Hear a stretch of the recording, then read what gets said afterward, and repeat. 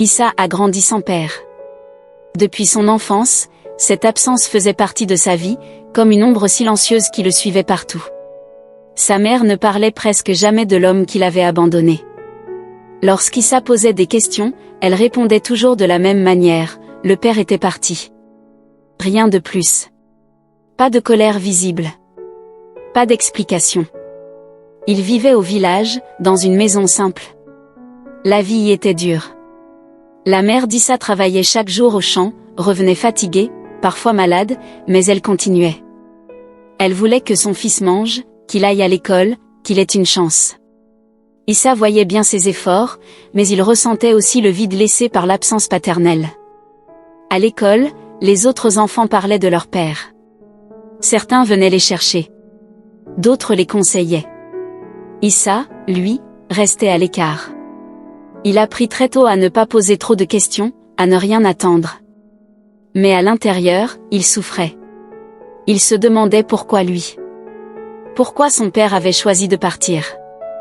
En grandissant, Issa transforma cette douleur en force. Il se promit qu'il réussirait seul. Sans aide. Sans excuse. Après ses études, il quitta le village pour la ville. Là-bas, il travailla dur. Il accepta les petits emplois, les longues journées, les nuits sans repos.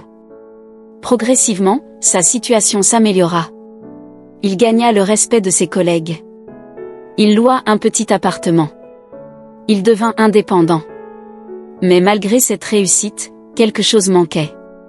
Une question revenait souvent dans ses pensées. Qui était cet homme qui l'avait abandonné? Était-il encore en vie?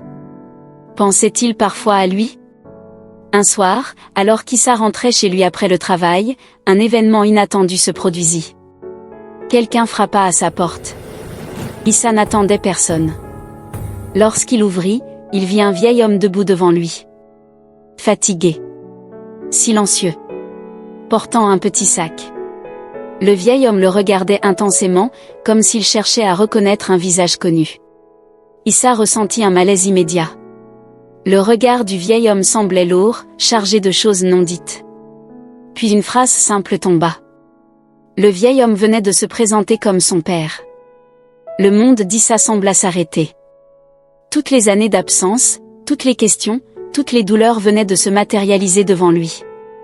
Ce père qu'il avait imaginé 1000 fois était là, pauvre, malade, fragile. Rien à voir avec l'image qu'Issa s'était construite dans sa tête. La colère monta immédiatement. Issa refusa d'accepter cette réalité. Il rejeta l'homme. Pour lui, un père n'apparaît pas après 20 ans d'absence. Un père ne revient pas seulement quand il est faible. Le vieil homme ne protesta pas. Il expliqua simplement qu'il était malade et qu'il voulait voir son fils avant de mourir. Issa ferma la porte. Cette nuit-là, il ne dormit pas. Le visage du vieil homme revenait sans cesse dans son esprit. Le lendemain, sa mère l'appela. Elle savait. Elle confirma que cet homme était bien son père. Elle expliqua qu'il avait eu peur, qu'il avait fui, qu'il avait vécu avec des regrets. Issa ressentit un mélange de colère et de confusion. Rien de tout cela n'effaçait son enfance sans père. Plus tard dans la journée, la nouvelle tomba. Le vieil homme s'était effondré dans la rue. Il avait prononcé le nom d'Issa avant de perdre connaissance. Issa se rendit à l'hôpital. Lorsqu'il entra dans la chambre, il vit cet homme allongé sur le lit, plus fragile encore que la veille. Le médecin expliqua que ses jours étaient comptés. Issa resta silencieux. Il s'assit. Il observa ce visage marqué par le temps, la fatigue et les regrets. Le vieil homme ouvrit les yeux et reconnut son fils. Il exprima sa gratitude simplement, sans justification. Puis, lentement, il raconta son histoire. Il expliqua sa peur. Sa jeunesse. Son incapacité à assumer ses responsabilités. Il parla des années passées à regretter, à suivre de loin la vie de son fils, sans jamais oser s'approcher. Issa écoutait. Sa colère diminuait. Non pas parce que la douleur disparaissait, mais parce qu'il comprenait enfin. Le vieil homme sortit une vieille photo. Une image d'Issa bébé, tenue dans ses bras. Une preuve silencieuse qu'il avait aimé, même s'il avait échoué. Peu après, le vieil homme mourut. Issa resta longtemps immobile. Il ne savait pas s'il avait pardonné, mais il savait qu'il ne haïssait plus. Après l'enterrement, il retourna au village. Sa mère l'accueillit. Elle ne posa pas de questions. Elle le serra simplement contre elle.